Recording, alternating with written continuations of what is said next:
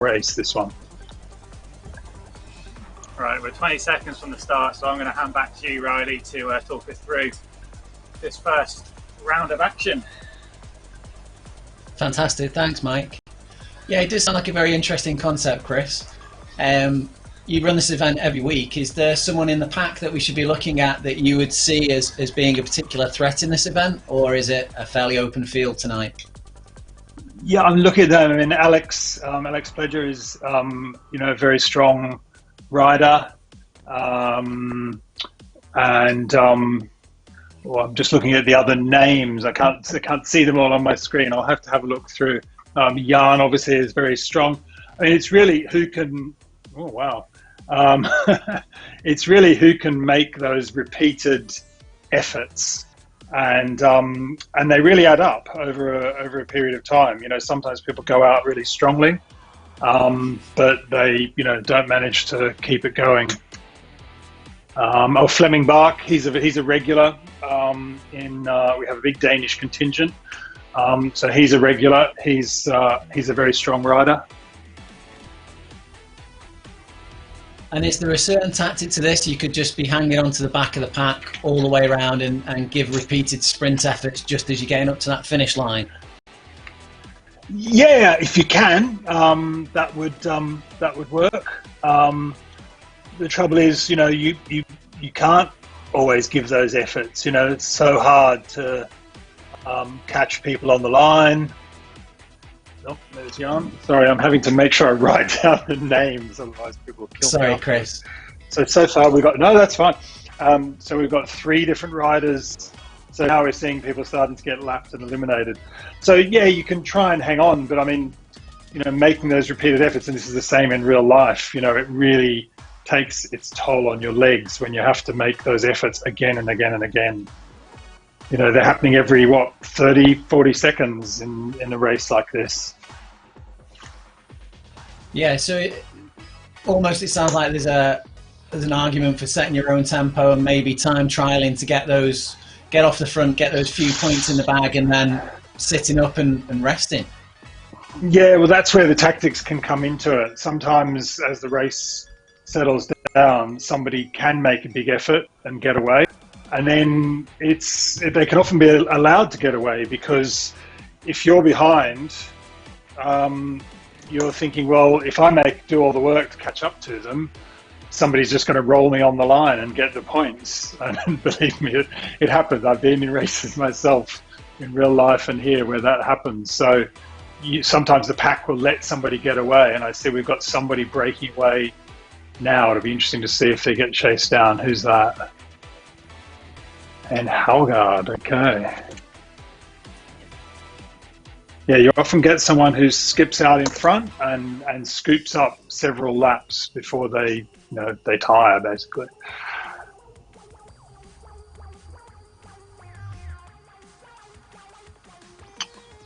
This is another one of the Danes.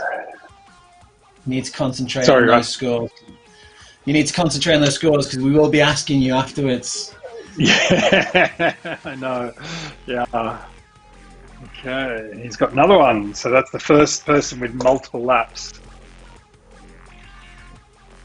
So now it'll be interesting to see if the pack decides to chase him down.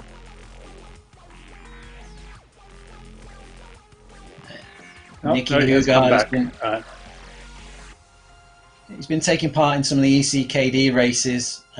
Doesn't look like he's been a favourite of the track previously, the Tuesday night track races, but been regular in the ECKD and a few of the group rides. Right. Yeah, I'm seeing some. So Nick Greenhalgh, he's a regular. An interesting tactic there. I just noticed that D. Roz has been eliminated, but had gone out early on the second lap and scored a point. And that's a good tactic, because there'll be a lot of people here who haven't scored points at all. And if you score 1 point, you're automatically ahead of a lot of others. So you could be wise to burn all your matches on the first lap early on, try and just get an early point, and then rest up ready for the next race, because they do come in quite quick succession, these races on the Tuesday night track. Exactly. Yep. Exactly. Yeah, that's another tactic. And our next race is a scratch race, so that's going to be hard. Stay with the pack. Here's Alex. So Alex now has 3 laps.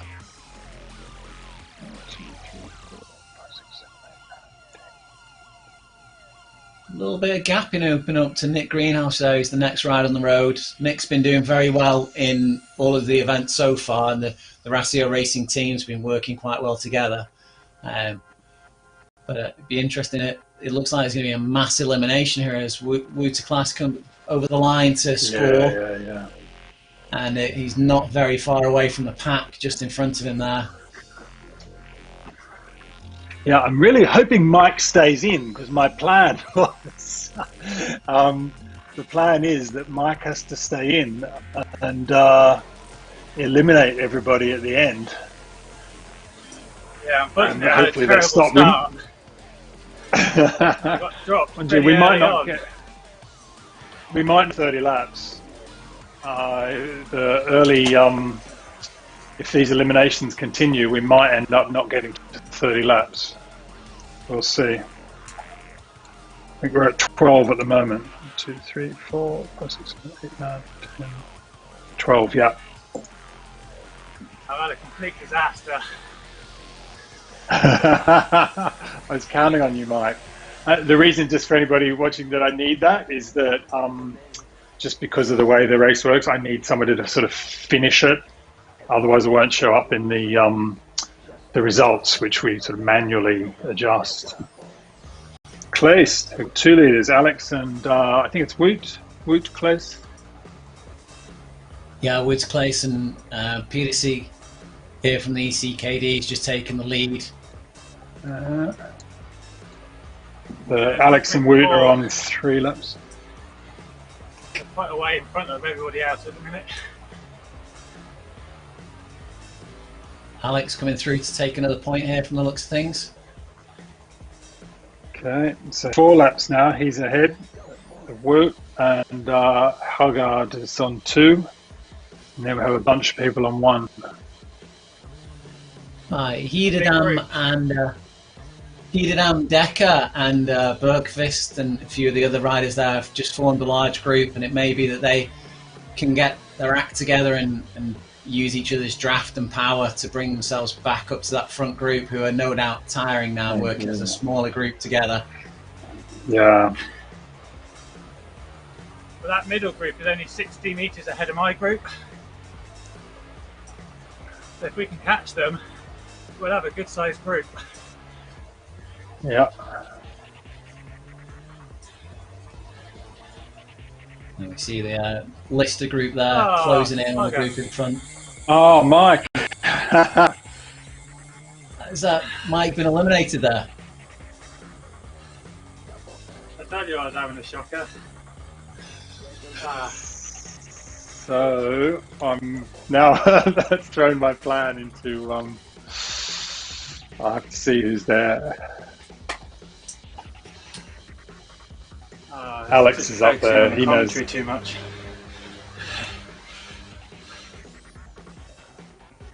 Do you know what position were you in, Mike? Was it about 24 or something? 28. 28. That's me done. I just had a terrible start. The pack really did rock it off, and I went hard for about 30 seconds, but couldn't get back on. So, yeah, disaster. But 3 other opportunities to try and get some points. So we'll see how we get on. But yeah, 28. That's not. I know it's well. We'll see how it shakes out with the points, but yeah, that's going to cost me. The 2 chasing groups are just grouped up together now and formed one larger peloton again. They're trying to make it back on. So we've got 3 out in front. Wouter Claes just initiated another lap there. So he's scooping up the points. Yeah. And Alex needs to chase him down. Eventually. Here they come with a big pack. This is the thing, if I manage to stay with this, these guys chasing down Walter, you can just see him there about 60 metres ahead, they're going to catch him and then there'll be points on offer again. So I just had to stay in. I blew it. So you're eliminated then, Mike, because you were the last one across the line. Yeah, that's right. I changed my camera angle. I was trying to watch those guys coming around. They were coming around pretty quick towards us. So I just didn't want to I wanted to make sure I wasn't lapped. And whilst I was concentrating on that, I forgot that I could fall off the back and was the last one across the line and just got eliminated. Oh no. Oh no. Okay, I've got a disaster because I've just been, I was too long on and I'm now out of the app. How am I going to tell them to stop?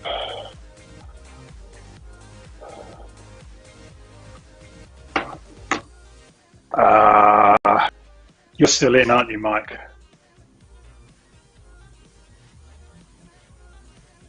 Yeah, I'm in, so I'm watching. I'm here, so I can.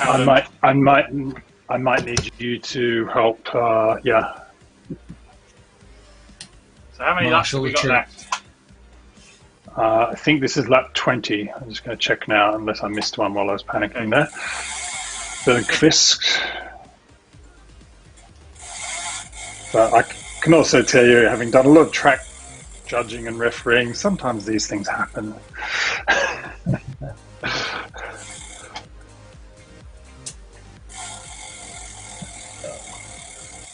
I think we took a lap. We got his Rasmus. He does a lot. Yeah, he does a lot of racing. Highball. Okay. So that's 21. Okay, I'll do a countdown for them. 9 laps to go. See, this is the thing. If they've caught water actually, 20, now, it's 22. It's all back together. So 20. Yeah, 22. So I miscounted. So it's 23. Bergqvist gets another. That's 23. Yep.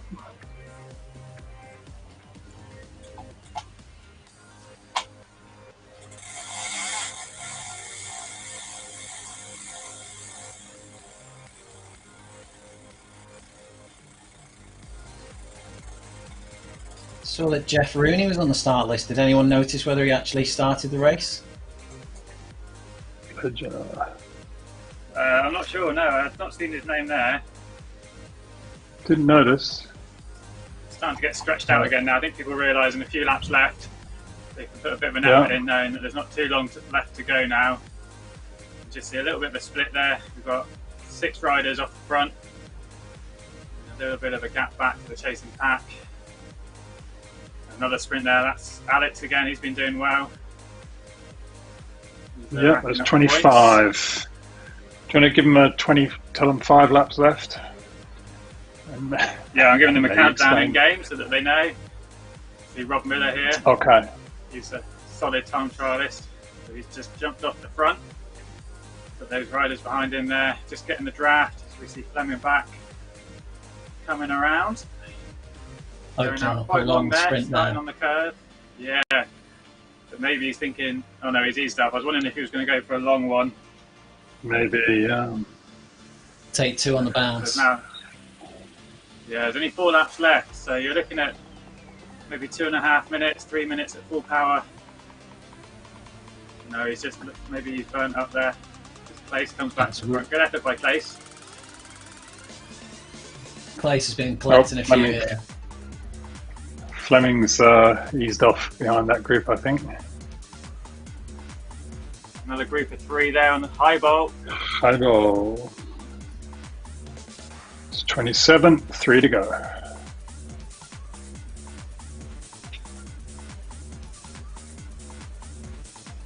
So Nick Greenall, he got eliminated 23rd, so that's a bit of a surprise. Rajewski 22nd. Lago's also been eliminated. So we're down to the final 15 riders. Bergqvist now making a dash for the line. He's been fairly consistent. He's got 3, 28, 2 to go. Maybe now he's could just be going for it. Just letting the pack come back round. Not seen too many sprints by Decker. Maybe just keeping an eye on some of the future. We've got 3 races to go. See they come round again. Yeah, Decker's only had one. Decker's only had 1 lap, so if he can get another lap, he'll move up a lot. I think that's the first point for Verchich there. That's it. Yeah. So this is 1 more lap. This is the bell lap.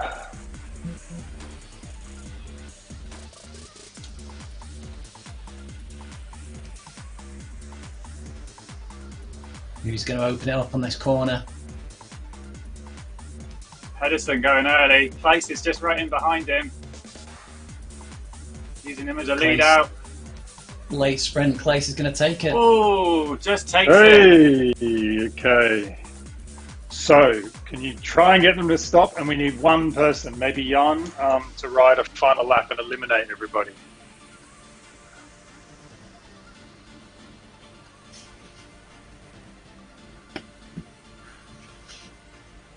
Just looking back on the results there, Highball, who's took a couple of laps there, they ride frequently in the ECKD races, and they've taken quite a few podiums, quite a lot of firsts and thirds in the ECKD races. So they're looking like they're a tidy rider, someone to watch. So yeah, doing a quick tally there. Come on, guys, stop. They're keeping going. I know it's difficult. There's only a couple still going, but hopefully they'll get. Yeah, I know, but yeah, hopefully, and they'll stop and they'll get eliminated, and then we'll be down to the final 3. So yeah, quick tally there. Clace had 10 points, 10 laps. Pledger with 6. Bergqvist with 3. Haugaard with 2. Highball with 2. And then a bunch of people on 1. Massau, Ros, Decker, Bach, Greenhalgh. Bach's got 2, sorry. Got his name down twice. And Verchich.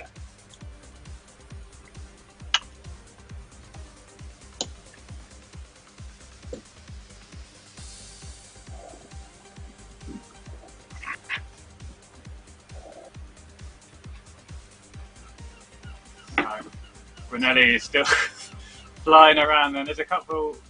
I think they're just about getting the message. Okay. I mean, eventually it'll be down to 3, and it'll be the last lap anyway. But like I say, they're soon gonna. Yeah, if they don't stop, then they'll soon be eliminated as per the rules. So I'm going to leave it there. I've given them enough chances. I'm going to go join the crit race. So I don't want to end up too far back again. No, indeed. You got 7.5 minutes.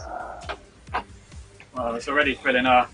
There's already several rows. It's quite narrow on yeah. So you're only 4 across, whereas on the other events you're 10 across. So you can end up quite a long way back. So I think I'm in the 8th or 9th row. So we'll see how we get on there. I'm in. Good number of people in, but starting a little bit further back, you get a bit of a draft to start with. So it's not all bad. And obviously the collision avoidance is turned off, so you can ride through riders for the first 100 metres to hit the front of the pack.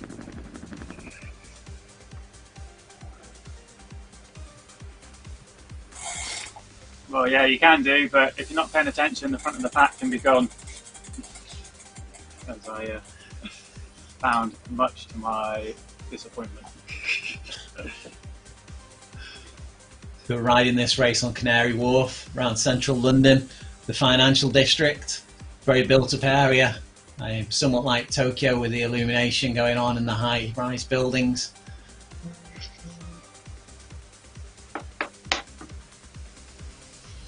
On the plus side for those riders that were eliminated a little bit earlier, it means they're a little bit fresher for these 3 races. I'm sure Walter Clace, Alex Plager, Fleming Back, they all probably went quite deep. Sticking in that race, that was almost 20 minutes of hard riding with those sprint efforts as well. So we've got plenty more of that to come. So, we'll see how that's panned out for them. Have they peaked too soon, and will they blow up in future races? So you should have very fresh legs for this one then, Mike. Semi-fresh. I wasn't quite that early. So this is based on a scratch race then, Chris, and could you just explain briefly, in simple terms, how the scoring's done on this one, and how are people eliminated, or are you just riding through to the finish? No, so this is just ride through to the finish. These events, the 4 events tonight, are based on the format of the Olympic Omnium. And so the Olympic Omnium has a tempo race, it has a scratch race, it has an elimination race, and the third race is a points race, I think, but it's a bit hard to do that on RGT, so I'm substituting the next one, the sprint race. So scratch on track is just just like any race. It's finishing order. There's no elimination. There's no points. There's nothing special about it. But obviously it's short and it's fairly fast. It's an explosive race over a tight course with sharp corners. Lots of auto braking given by the RGT platform on these corners, so it can be those areas where the separations can occur rather than the hills, because it's a pretty flat course. There is a little bit of a section in it where it's got a sharp gradient, but overall pretty flat.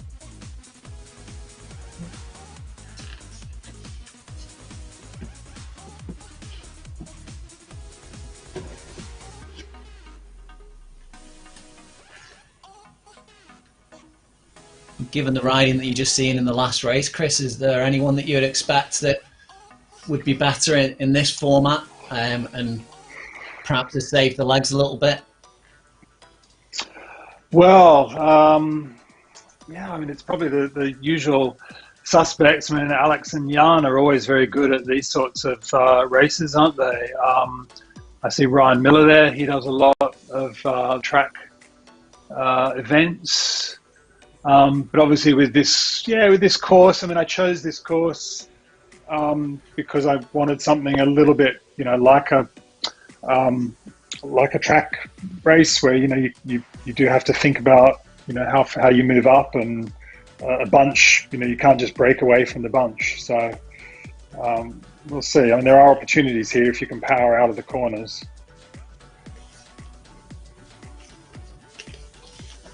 So you're going to be working against the pack. So the finish here, because the finish line is around about, it's a kilometre-long lap, just about. And you've got 2 long sides, 2 short sides. So you've got 2 corners round about 250 metres, and then 150 metres from the finish line. So you need to be well positioned on that final lap into those last corners, because you've got an opportunity to sprint out of the corners and then sprint towards the line because of the auto braking. If you're further back, you're going to struggle. You're going to be 10, 15, 20 metres back just coming out of those corners, which is a lot of distance to make up over that short sprint to the finish line. You do need to be alert all the way around that final lap.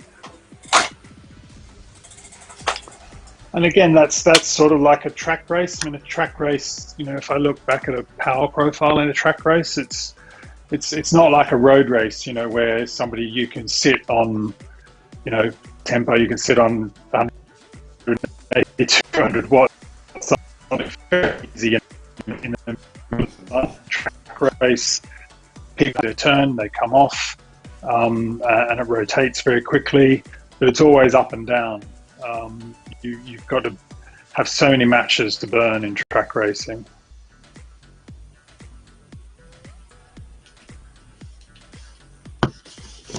I guess a lot of riders that are riding RGT generally won't be doing that sort of type of riding frequently, and won't be acclimatized to those sort of repeat efforts and trained to that profile, will they?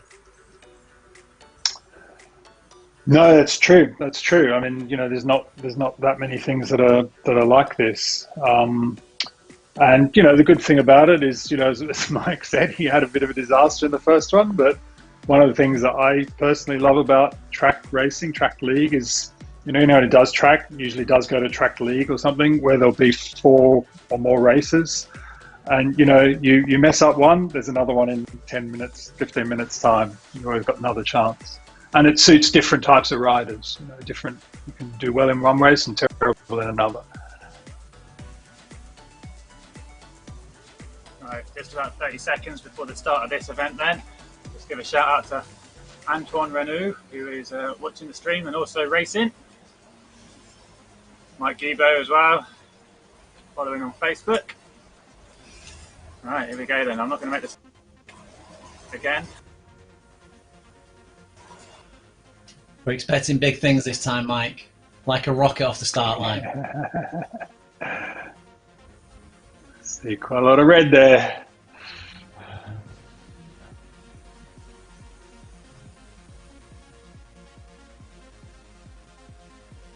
It's probably worth mentioning as well, there aren't too many platforms that are capable of doing this kind of rapid changing in the races. RGT is quite good in the way that you can switch from one race to another very quickly without too much issues. Some of the other platforms you have to mess about logging out and logging back in to get yourself to switch from one race platform to another, well, one race format to another.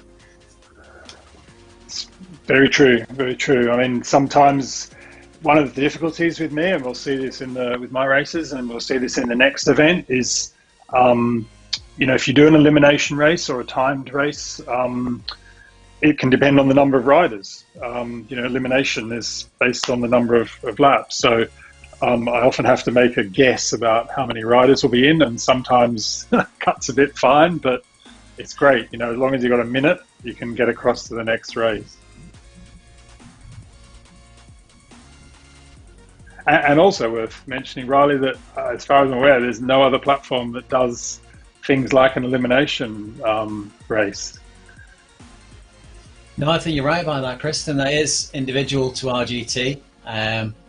Any platform that does that automatically for you certainly cuts down a lot of the work that's needed. Well, I don't think it'd be possible in any other without doing it automatically. There's actually a huge amount of combinations, and, you know, plug for TNT here, but I've managed to work out by combinations of drafting, non-drafting. You can do drafting time trials, you can do non-drafting time trials, you can do non-drafting mass starts. I think at last count, I've got 14 different types of races that I can put on. So, you know, I rotate them through each week and do different races, try and do different races, and it's fantastic. Yeah, it certainly keeps the Tuesday nights fresh. I think everyone's happy with the way that it goes, and they're always got a different challenge each week. It's not just the same 4 races every single week. You've got something different to try and overcome and achieve your best in. Yeah. And credit to RGT for you know, developing it. I mean, it was you know, they brought out the elimination, I think, just around Christmas last year, and immediately with my track background, I could see the possibilities, and other things have sort of come as we've gone along, and I've had a sudden brainwave and thought, oh yeah, I could do that. Just back onto the racing there, we just saw Hederdam there pushing off the front. Hederdam has done some fantastic racing in this series already. Did a great time trial. Certainly got some power there. It looked like he was just breaking off the front there, trying to catch up with some back markers. I think that's Mike up near the front of this group as well, so perhaps he did save some energy on that last event. He's concentrating a bit more intensely on the riding now than he is on the commentary on this race. Indeed, yep. There's a lot of names up there that I see: Greenhow, Bergqvist, Skolskar. Ryan Miller often does well in TNT. The power's there. Putting out an average there about 400 watts that I'm looking at. With little bursts going around the corners. Yeah. That's that little steep gradient that catches you out sometimes, a sort of 3% hit on an otherwise generally flat course. That can catch you out a little bit.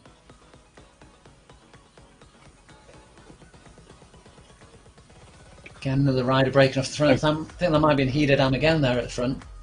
Oh, Skovsgaard. Oh, Skovsgaard.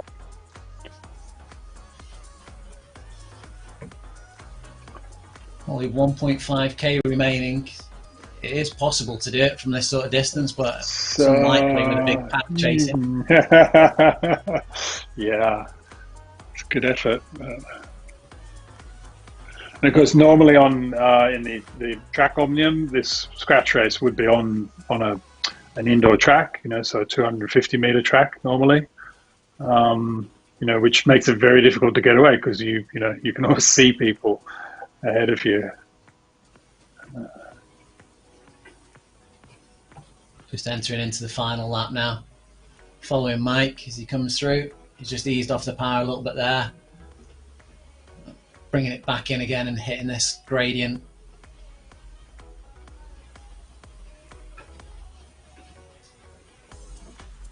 Picking up some map markers going through.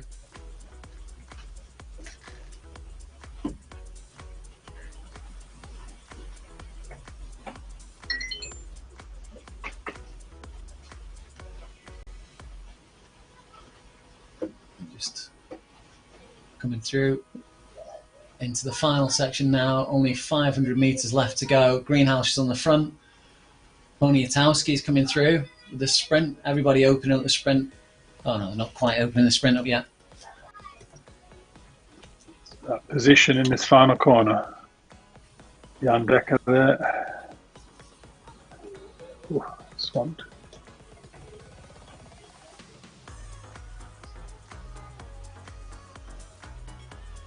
Nick Greenhouse, good position there.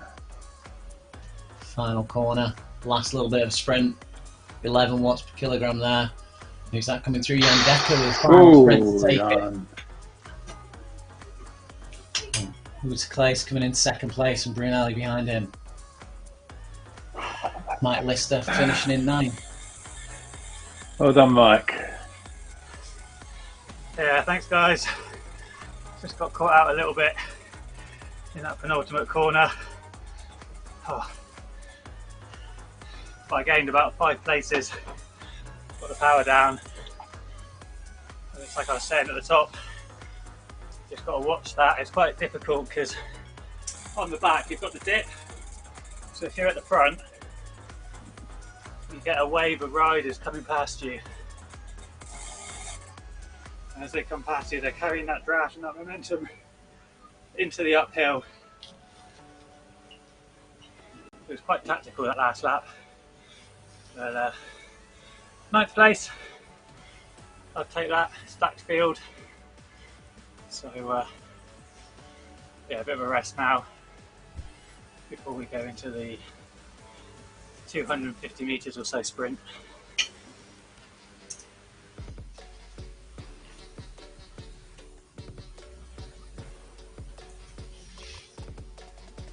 Looks like I was putting quite a lot of power down there, look.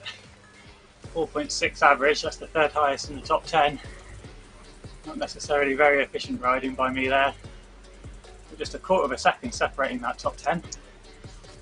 Shows how close it was.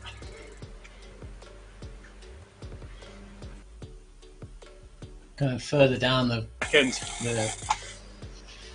you got Casper Hiederdam there in 19th with I think he's the highest power rating out of everyone at 5.46 watts per kilogram there. But only finishing in 19th position, even though he's producing the highest power. Yeah, he did a couple of turns on the front, tried to break away a little bit. And I think it was Skovsgaard as well, who was away on the penultimate lap. He had a little bit of a lead, but we brought him back. Yeah, some people there, Brunelli, Taylor, Bodyguard, all under 4 watts, very efficient from those guys. But now coming up, it's the sprint. This is where power matters, pure power, it's flat.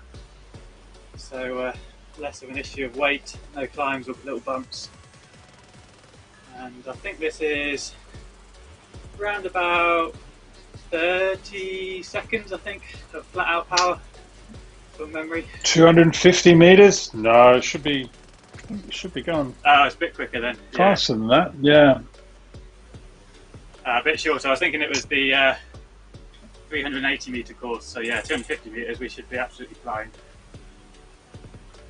And your predictions for winner, Chris, go. Oh, one of the. It's often very different to the others, and hard to go past Jan. I'm looking for some of the names of some of our regulars. I'll go with Jan for now, but I'll have a look and see if I see any of the guys who've got legs like tree trunks. Mike, who are you going for? I say, well, do you want me to put my legs on the camera so that you can check out the size of them? Large branch. Are you backing yourself? Are you backing yourself in this one, Mike, or are you picking somebody else?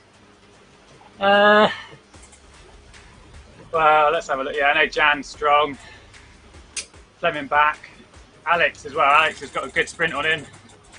So, yeah, any of those guys. I'd be hopeful of a top 5. I'm going to put myself in the top 5 for this.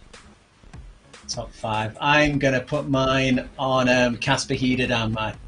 He's been riding strong, and I'm going to put my money on Casper. Yeah, I don't know too much about him. I've only seen him these last couple of races. Yesterday in the time trial where he was strong and I think finished 2nd or 3rd overall, wasn't he? He was on the podium. And then, yeah, just in those last couple of races. He was in the hot seat for a while. Like. Yeah, he was. Yeah, Casper was in hot seat for a while. Rob Stone's absent tonight. Possibly these shorter power races not suiting his riding style, or may have just been busy.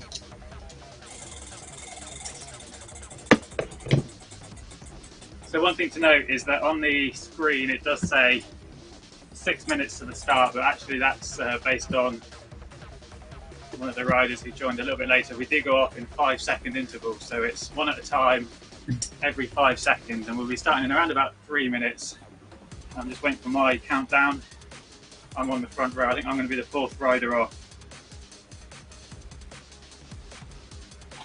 So yeah, Chris just giving a few more instructions there within the chat.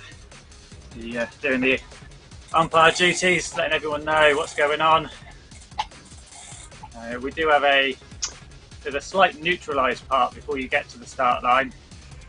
So it's quite handy being on the front row because it's almost just power straight out. If you're a bit further back, then you slowly glide up to that line. So yeah, we'll see how it goes. So it's going to be quick, fast, furious riders coming around all the time, and then we'll find out at the end who is the quickest overall, because it depends on that order people have joined the event. We could have some strong riders towards the back of the pack who will be last off, so it keeps it interesting right to the end.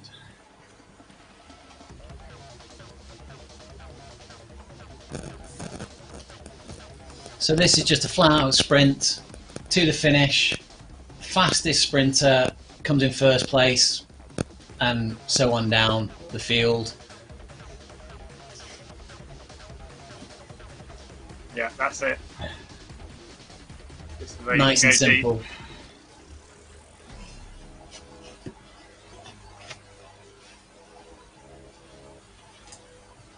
I have got my camera set up. I don't know if Damon's going to show me on screen. You'll be seeing the top of my head as I get down into the drops. Furiously thrashing about, dropping down through the gears. I'll just push some of this equipment out of the way if I can, just give me a bit more space. There'll be a bit of side-to-side action here.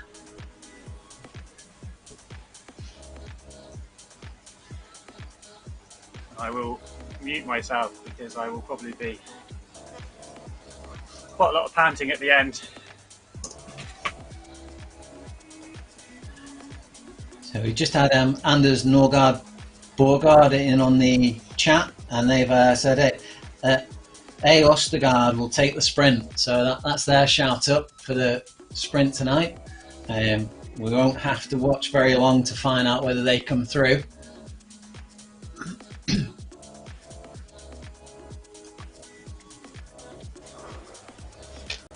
looks like they're possibly on the number 8th rider. They're on, I think that's the front row.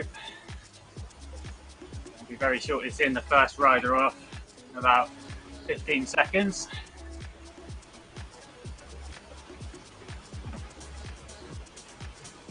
Nice little compact circuit here. We can see all the riders going around all at the same time. Be interesting to see if we see any max heart rates here as well as max speeds. Our first rider off the line is our camera, followed by Bergqvist. Straight into the red power there, over 12 watts per kilogram. And then Mike's off behind him, he's hitting 13 watts per kilogram there. Jacobson coming round. That's our first finisher.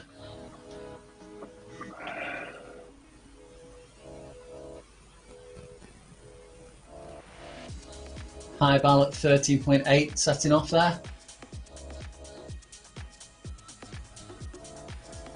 Ryan Miller's underway. And also Brunelli. There's Ostergaard, who's been touted as the winner.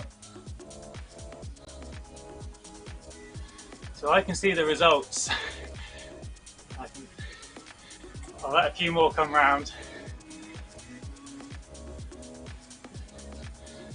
Oh, I have to say, Ostergaard, he's not looking like a winning time to me. He was pushing out nearly 15 watts per kilogram at one point, which is quite impressive. That's a strong start.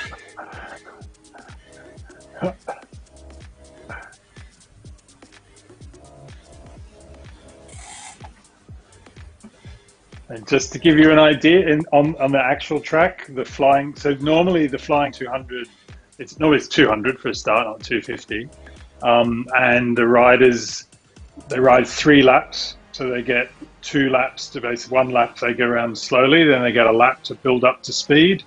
And the skill of this event is really hitting that 200 exactly the right point on the track and exactly your top power. And the world record is, I think, just over 9 seconds for 200 meters. So I can tell you that our current hot seat time is 16.49 seconds. Yep. Second place is 16.79, and third place is 17.1. I can see Fleming back going off there. We're keeping an eye on him. Somebody's saying it was all out at first, second, and only 168. I don't know. I think you were pretty clear, Chris, to be honest. Yeah. Oh, here goes Alex Plager then. You know he's going to be strong. And Joris Shepherd is just crossing the line there of one of the Racio Racing guys. Paul Padell's just finished his lap. Plager comes in, he gets the top 5.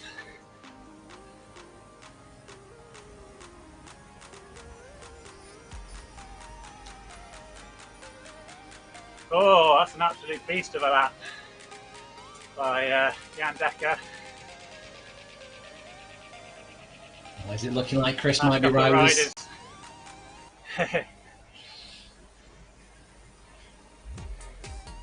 Could be last couple to come.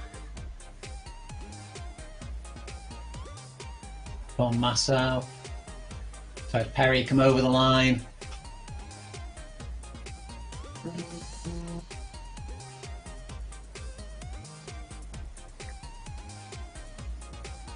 And Massau over the line. So that looks like that's everybody then. think Damon will be able to call up the results. I'll produce them in a second. But I can tell you that the winner, 0.7 seconds clear of second place, which wow, that is a massive gap. That is a big gap, yeah. Well, I can tell you, I averaged 972 watts.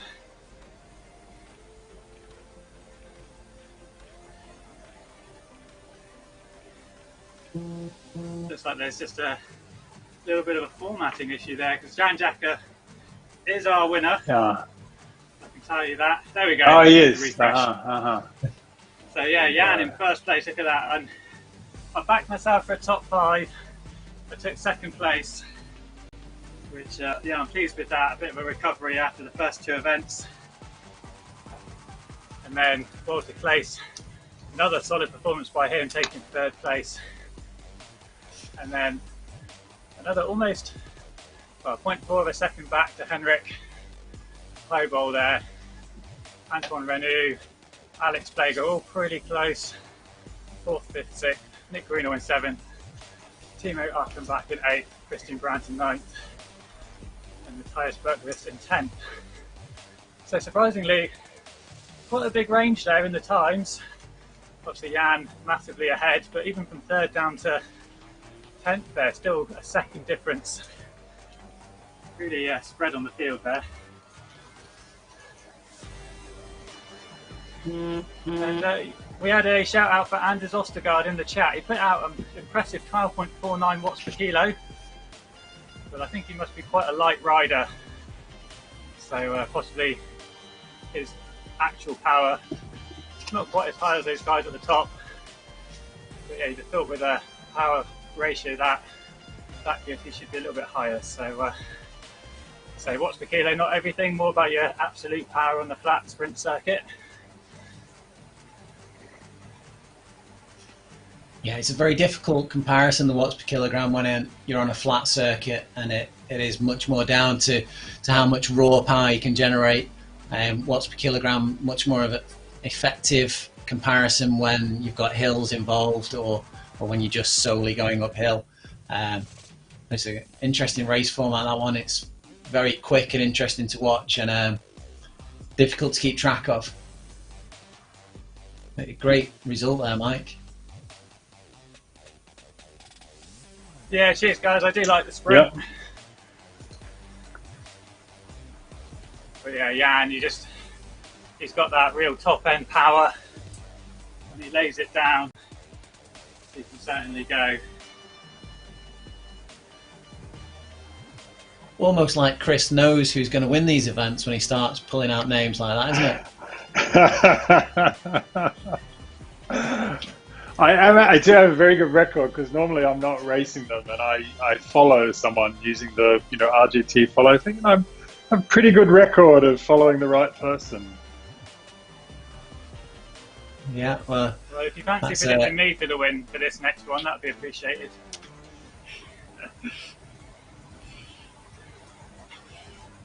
You're no longer well rested, Mike. You've had to put an effort in on that race, so that's your excuse now for not coming first in the next one.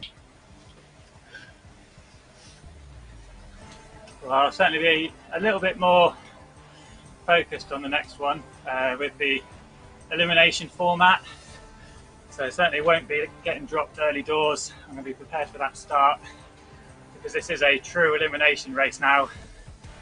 The last rider across the line on each lap will be eliminated, and then I'll continue every lap until there's only 3 riders left, and they will battle it out for the win, with the first rider over the line on that final lap taking the win. So yeah, this one, unlike the first race where riders were sprinting for the start-finish line on each lap to get that point, this one you can be a little bit more cautious. You don't have to sprint for the line, you just need to make sure you're not last. And you do have to just be wary, make sure that you're not at the back of the pack. And where you really do need to watch out is if a rider is lapped, then they're also eliminated. So you might think you're safe because there's 3 or 4 riders behind the pack, but if they lap them, they get eliminated and you've not realised, you could be in danger. So it's very thinking's man's race, this. You do have to have your wits about you. Just try and stay towards the front of the field, conserve energy where you can, but not get caught out in that charge for the line each lap. Normally starts off pretty fierce. Riders fight for position, try to get out into that early pack and not fall off the back. Then it settles down a little bit as those riders out the back get picked off. And then as we get down to the last 15 dozen riders, that's when it starts to get really fast again, as riders are really fighting to get over the line and ensure that they're not the ones picked off. And then actually the last 5 to 6 riders, it does slow down again because people get a little bit tactical, not wanting to lead anyone out. The pack's much smaller at that point, so if you go first, there's a chance that the others can draft off you, overtake you at the line, and you're the one that goes. So there are different phases to this race, and it's going to start in about 4.5 minutes. So I'm just going to keep my legs spinning, try and shake out some of the lactic acid from that sprint effort, and make sure that I'm ready for what will once again be a fast start. Don't know if anyone was watching then. Damon, the producer, did a live transition from one of the races straight into the others, and it was almost that smooth that there isn't anything to talk about. It was done that quickly, so that was moving live from one of the races to the other, and just done in a matter of seconds, straight from one to the other in. It was so seamless, I didn't even realise it was happening.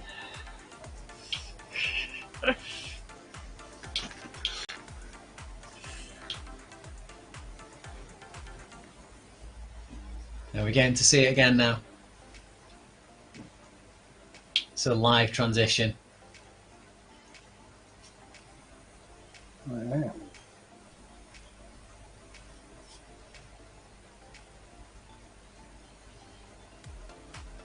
And that's the reason why on RGT you can have these very quick events, one after the other, because it doesn't take you long at all to switch from one race to the other. That's why Chris's events are successful.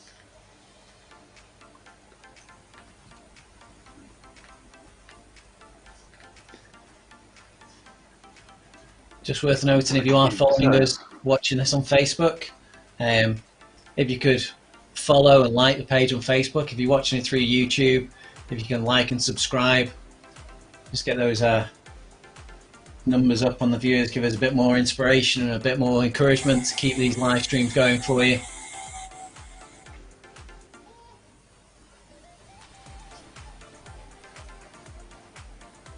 There we got Wayne, Tim, Anders in the live chat, Mike Debo, all giving us some comments.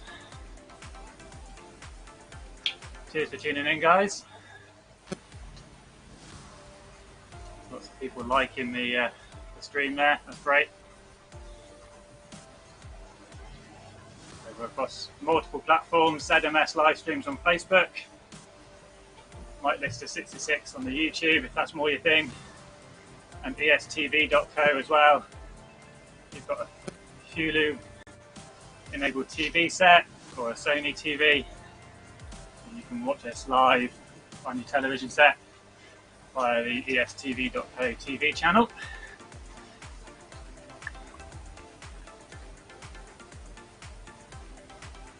So have we any predictions for winners on this one, Chris?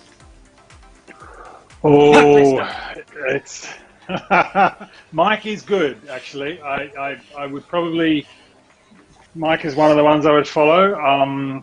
Fleming is also very good at the devil. I tell you who I'm missing. I don't know if she's been doing any of the races, but there's a Finnish lady who often does the TNT called Anna Ronkanen. She's a bit of a queen of the devil, she is. But she's not here tonight. Catch you next time I'll follow you, Mike. I'll follow you, Mike. Oh, thanks. You're wasting your money.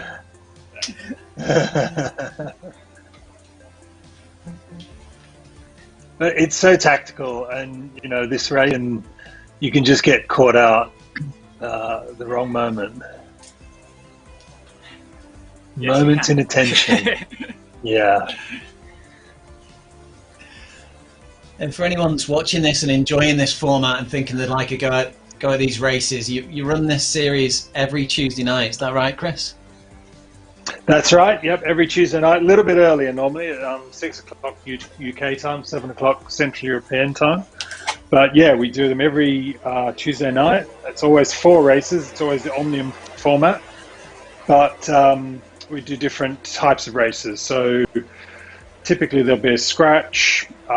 Sometimes there's tees. Sometimes I run the devil, the elimination, without drafting. So it becomes like an elimination TT. Sometimes we do kilos, which is another track classic, 1 kilometer races with drafting, without drafting. All sorts of things, and I have different circuits too. So this circuit is Hernhill Velodrome, which is actually my local racing circuit. We use there's one that I think Jan did in Belgium. Was one in Helsinki. There's different time trial tracks, so a lot of variety. So not only do you change the format, but you also change the tracks as well, which is another element that keeps it interesting and varied for all the races that are doing it repetitively. Exactly, yeah. And it also is appropriate to different events. So, for instance, sometimes I do a 500 meter sprint and use a course that's modelled on the last 500 meters of the Champs-Élysées. But that's just like a straight line, so you don't have to worry about any corners or anything. Even for like eliminators or the tempo race, you know, if you've got a 450 meter track like this one, it makes it a different race to a 250 or 300 meter track because people don't get lapped so quickly. And I guess the drafting dynamics and the way you're following people, saving power can be varied in those sort of races as well, and suits different riders who've got different sprint abilities. Yeah, it's actually really interesting. So when we do the kilo races, often do them in succession. So do a 1 kilometer with draft and then a 1 kilometer without draft. And it's really interesting to see different people winning different race, depending on whether they're tactically good at drafting or whether they've just got the pure power over a kilometer, which is about a minute. Yeah, Chris can be quite mean with putting some events back to back. So yeah, 2 big power efforts like that. I don't know if you picked up back there in the studio, but Fleming Back has actually been eliminated. So he's eliminated! Wow, yeah. He's normally really good at this. I'm very surprised. Hopefully I won't befall the same fate, Chris. He was my second pick. Come on, you were my first pick, Mike. Well, I've dealt with him already.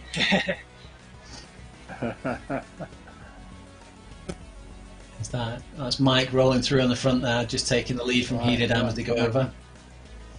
Making sure he's safe. I think Heidedam's been at the business end for... We've got Wayne Schnitzeling, Bob Levine in the chat as well. Wayne's down in Australia, so this will be an early morning event for him. That'll be something to get the legs and the heart rate going for the day.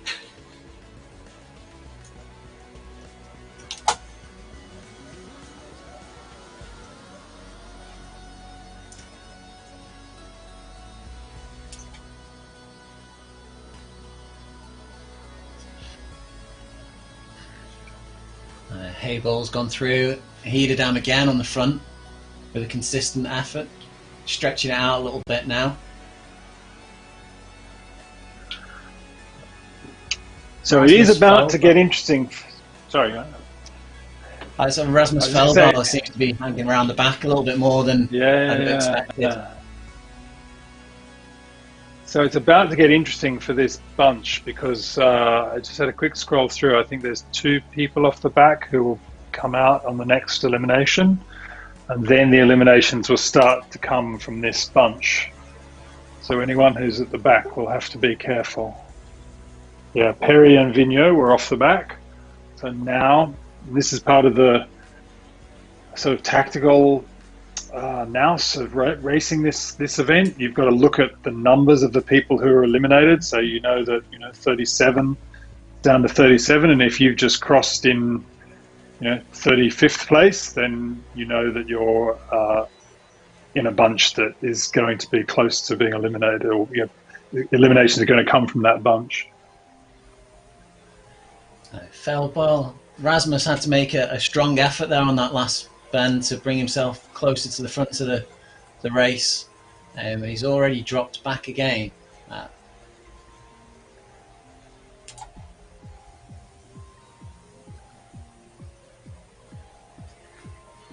Just lost track of Mike. Can you see Mike in this pack there?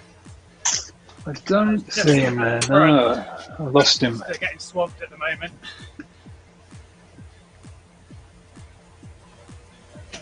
This is where everyone gets nervous.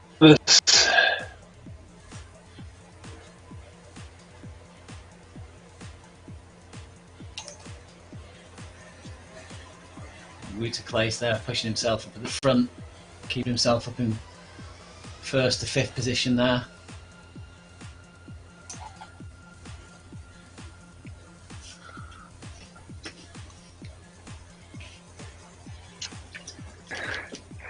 Someone's asking how many laps. They haven't quite got the concept of this yet.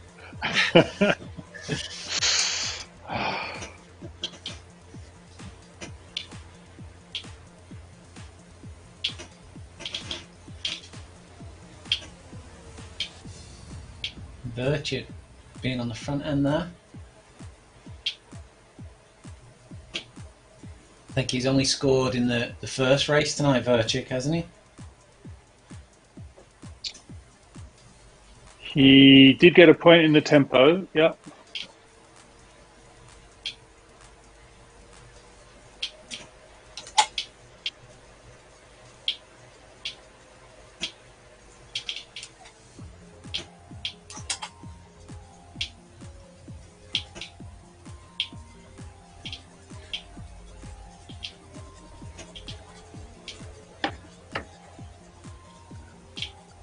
In real life, the elimination, or the devil as we call it in the UK, apparently nobody else calls it the devil, from devil take the hindmost.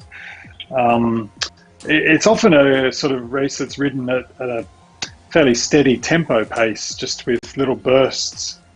Because on a track, a still life track, there's a physical limit to the number of people you can fit across the track. It can get quite physical at times, especially if you're at the back and you're trying to get through a gap. But if you're at the front and you find you on your wheel, well, they can't come through you. So what often happens is the riders at the front tend to, if you're a good, strong endurance rider, you sit on the front and everybody's happy to sit on your wheel, at least into laps, and take a bit of shelter from you. So it's often a sort of tempo pace with the bursts every time there's a lap, but it's often only the people at the front, at the back, who need to worry about it. So you end up with a line of the riders at the front just controlling the tempo, like you do sometimes when they shut it down in the Tour de France, with the riders just stringing themselves out across the front and creating a physical wall. Yeah, not so much at the front. They tend not to sort of block like that, because on the track, then you've got the problem of the banking will come, and if you're up the top, you'll end up having to go up the banking. But you usually have it'll be 2 or 3 deep at the front, and then it's at the back that it suddenly comes across. And if you're behind riders at the back and you've got nowhere to go through, you're in trouble. there's sometimes room at the top. It's often down the bottom if the back is the hardest point, because you haven't got space to go around. You can't sort of slow down and get around them, and you've got wheels in front of you, so there's nothing you can do. Just coming round on this lap now, is that, I think it's Brandy at the back there, is that they the next to be eliminated? Mike's making moves on the outside there, trying to protect himself. And the front of the race there, a lot of them trying to just sprint over for security, getting the lap started again.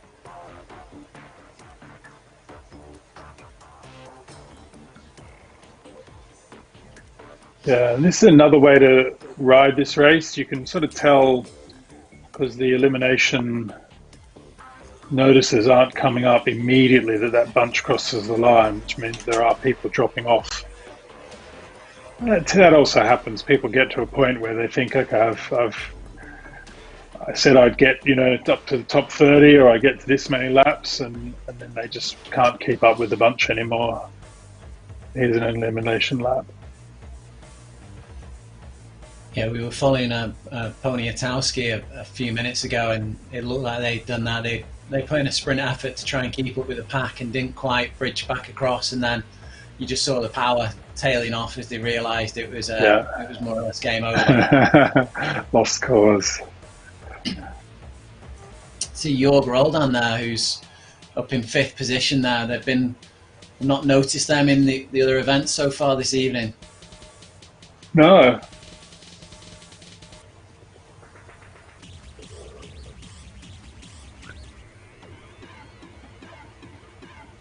Mike moving to the front. Oh, that's one of the things I like about the different formats. You can get people who do well in a certain type of race, or get in a race like this, like Fleming did earlier, and just moments in attention. And I know it's happened to Mike on occasions too. You're just in the wrong place at the wrong time, and suddenly you're out.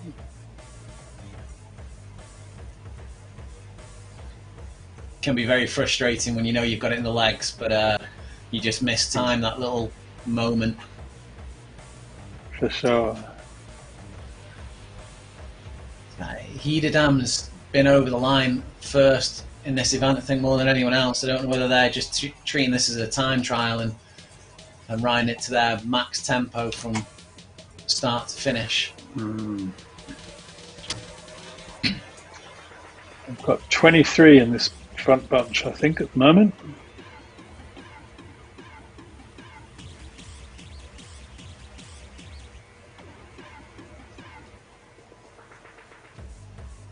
Well, Mike's still there, Alex Plasia, Brask.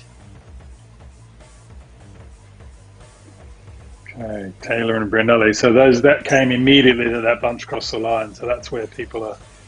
It's definitely down to this bunch now. The other funny thing about this race, not in the Olympics, so if you watch this in the Olympics next week when the Omnium's on, you'll see they have lights on the bike, and it's triggered, I guess electronically or by judges, so the light flashes so the rider knows to go out.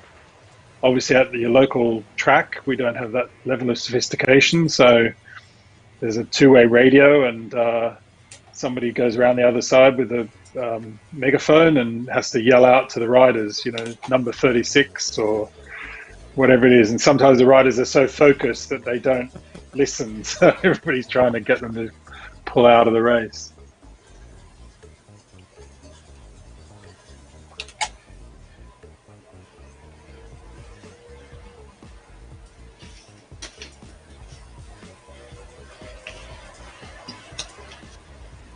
I've got a rider way off the back there. Not sure who it is, but it looks like they're going to be eliminated now.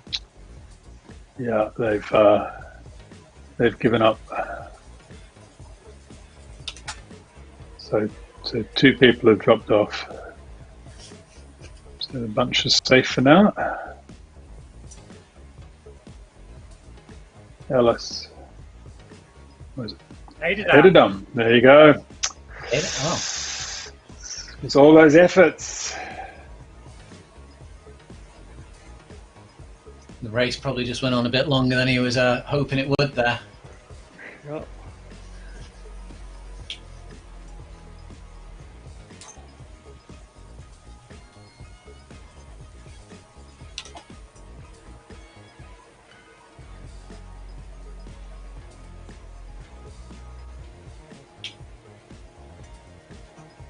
Simonson initiated that one. We've got Woods Clace back on the front of the race. Skovskar's there as well.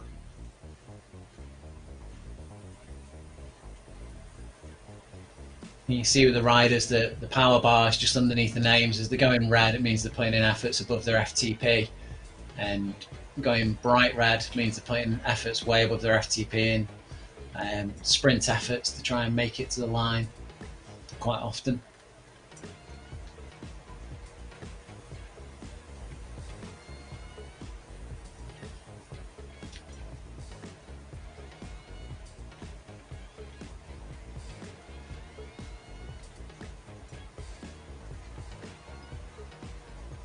How is it in the bunch, Mark? Has it settled down a bit now that people are sort of... We've been fairly consistent with the lap times, around about 38, 39 seconds.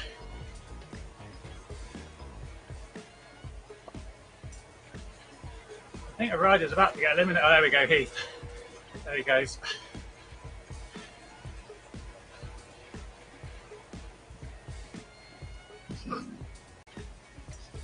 Shepherd's just went through to start that lap.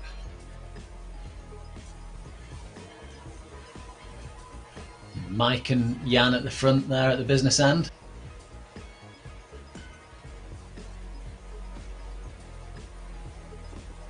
You sort of hope at this stage they've got 15, 16 riders. They know they've got another 5-6 laps, and that all they need to do is make those efforts at the elimination points.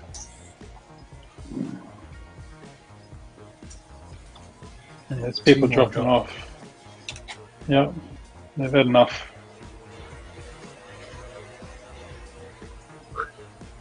Sounds good.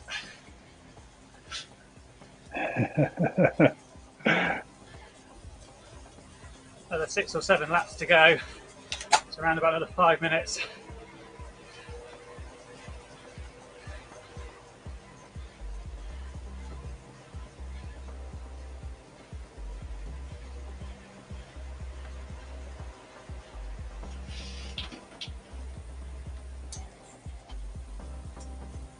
Mike just pushing there for the line and just easing off as he reached back into the pack.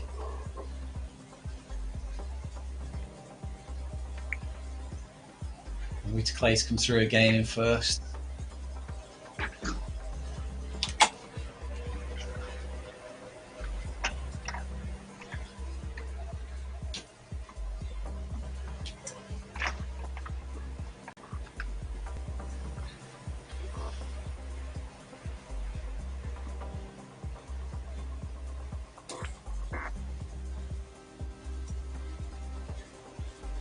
Shepherds.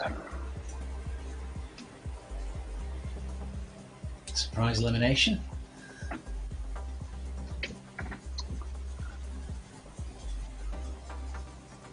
His teammate Greenhouse is still in there. And Krajowski is there as well. And Plager and Decker. They've got a stacked This is team the this year. selection. Yeah, this is the selection royale.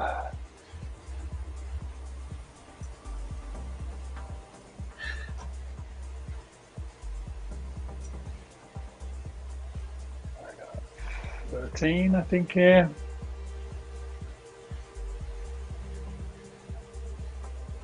Yeah, 13 riders at the minute. 2 more go in this lap.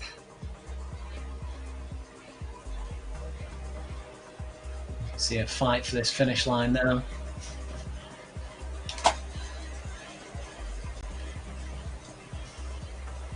Mike's pushing hard. Up into second place.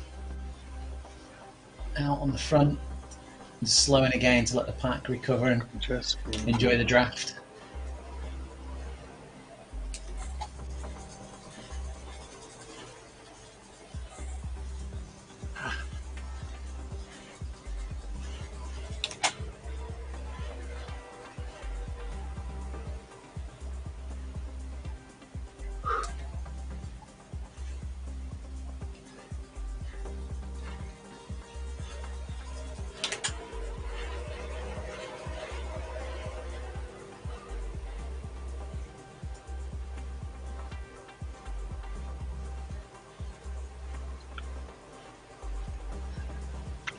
Hey, Mike.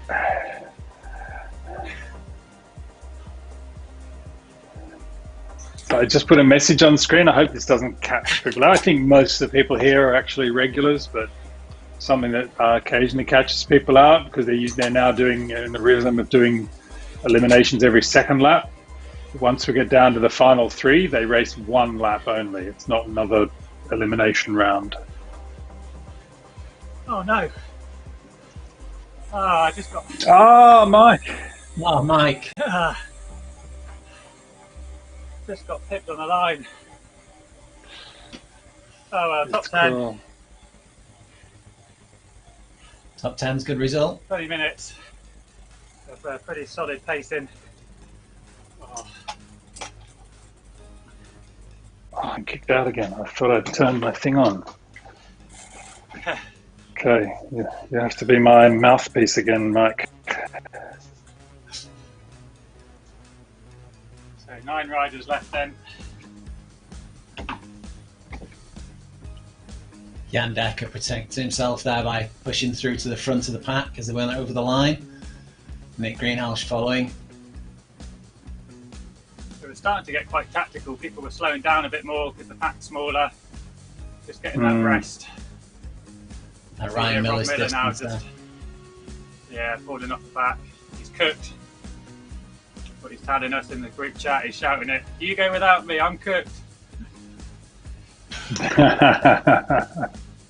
only one rider here going to be eliminated as this pack crosses the line. It's close for Antoine Oh, Renault. Oh, that was very tight. I think Renault just got there. That was very close.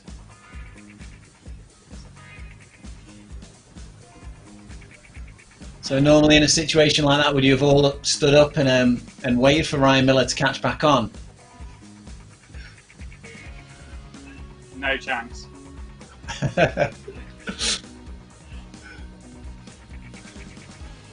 Every man for himself, isn't that right, Chris? That's right.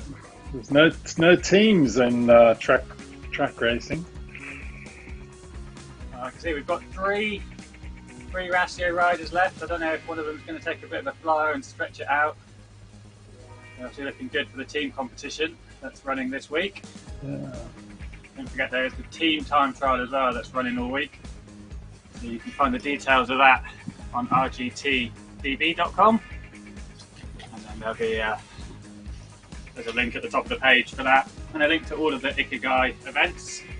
You can catch up on the previous race streams as well. There's links to all of those races, the road race, the time trial, and tonight's event. As we see, Nick Reno gone.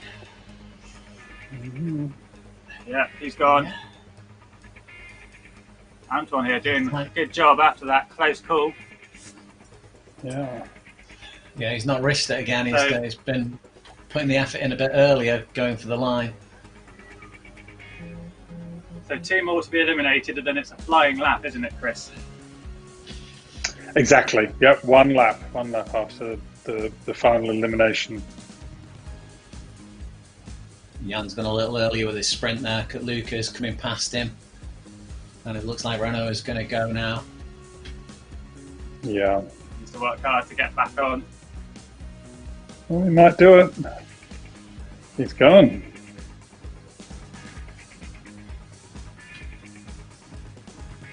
Sometimes at this point it's just a good tactic just to put the power down and just keep going, get that jump before that final lap.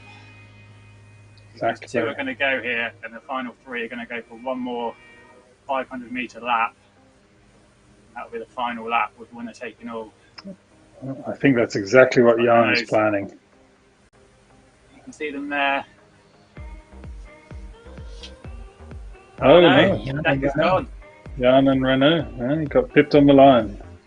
So this should be the final one. Klaus Kudliker, he does the track events regularly. And Alex.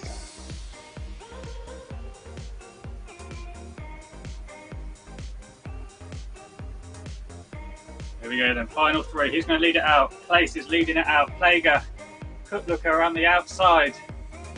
Oh, they're neck and neck at this point. Place Clay has just got a stretching little out. bit of a march. Plager coming around. Has he got enough of the draft? Oh, that was so close. That must have been hundredths of a second in that. Excellent.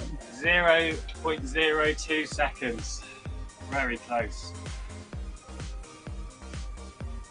Very well placed by Clay there. Good pacing. Protected himself all the way through that race. Oh, that was a great finish. I think Clay's has been very consistent throughout, hasn't he, in this? He did well in the tempo points race at the start. Yes. Yeah, I think Place, I haven't, because of the way it's set up, I can't do it myself, but I think Place would be probably winning the Omnium. And Jan, I suspect, is probably in second or third. Yeah, Jan Dekker, 5th place in that event. He did well he took the win in the sprint race, and he was right up there as well in the scratch race. He only got 1 point though, didn't he, in the first race? So probably enough to be in the top Jan? 10. But Yeah. not in the... Yeah. No, he only got the 1 point. So, yeah. So now we have to add it all up. So I can't remember if we explained to those listening. The Omnium is the lowest score. So we're close in this one. We'll get 1 point for being first, and Mike gets 10 for being 10th. And it's added up across all 4 events, and the lowest total is the winner. So there'll be a little bit of calculation by Chris in the background. All the results will be on rgtdb.com. So we'll be posting them there in a little while once Chris has consolidated and double checked everything. And make sure we get it all right. There's quite a few intricacies, as you've seen on the stream tonight, with the different point scoring positions. So we don't want to rush it and give anyone false hope. We don't want anyone thinking they've won gold when actually they've won silver. I don't think we've got any Dutch riders in the race, so they wouldn't have been able to listen to my instructions. Slightly topical. So I feel a little bit mean. Just going through the results now. You got Casper Hederdam there was in 20th position in the end, but with a watt per kilogram of 4.59. Casper was taking several of the starts of the race, of the laps, but I think he was treating this as a little bit of maybe a time trial scenario and just burnt himself out before he got to the important placings.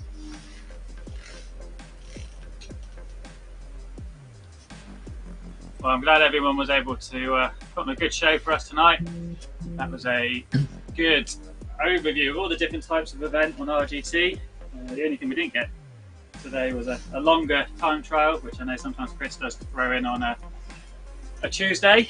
And that was day 3 of the Ikigai events. Tomorrow we're going to be bringing you the Makuni Pass Hill Climb, and that is brought to you by one of our regular event organisers, Mountain Goats. That's a regular Wednesday event, and this week, as part of the Ikigai takeover, we're going to be going up the Makuni Pass, which featured on the men's race on Saturday morning. That's where Pogacar launched his attack. Some very steep sections on there, so that's tomorrow. Thursday we're back to the Fuji Motor Speedway circuit, where we'll have a 40-kilometre crit race, and then on Saturday is the 105-kilometre road race, which is very similar to the road race we did on Sunday, but includes a 50-kilometre climb at the beginning. It's quite gentle, some slightly steeper sections within that, but that is going to be a brute of a race. And of course, there's the team time trial taking place all week as well. So I'm going to go get some recovery after those 4 events, and I'm going to leave you with Riley Harvey to give his final thoughts on tonight's event, and I'm going to sign off. See you all again soon. Over to you, Riley. Thanks, Mike. You have a good rest. Recover for tomorrow. Just want to say thanks to Chris for organising this event tonight, and to the Ratio Racing team for putting on the whole event. tonight's event something a little bit different for a lot of users. It's not a platform, it's not a format that a lot of people experience on virtual cycling, because it's not easy to do. But Chris organises these events every Tuesday, and everyone's welcome to rock up and join in and try a different kind of event, something a bit different to your usual time trial formats or your normal road racing that you do on your turbo trainer. So thanks a lot for Chris, and thanks for joining us as well to do some guest commentary and give us some information and keep us up to date with how the scoring works on these events. No problem. I hope it was not too confusing. No, it was great. Yeah, it'd be much easier than me explaining it to people. I'm sure I'd have made some glaring errors, some big mistakes along the way. No worries. Looking forward to the racing and the track racing in the Olympics next week. Yeah, it should be fantastic. So I think we're going to wrap it up now. I'd say thanks again once to ZMS live stream, available on Facebook. You can also catch up on the previous races that we've covered on the live section within the ZMS live stream page. Have a trip over to estv.co to check out their streaming service. And also, if you're on the YouTube, if you could like and subscribe on the YouTube, that'd be great. And we look forward to entertaining you some more with the next stream tomorrow night.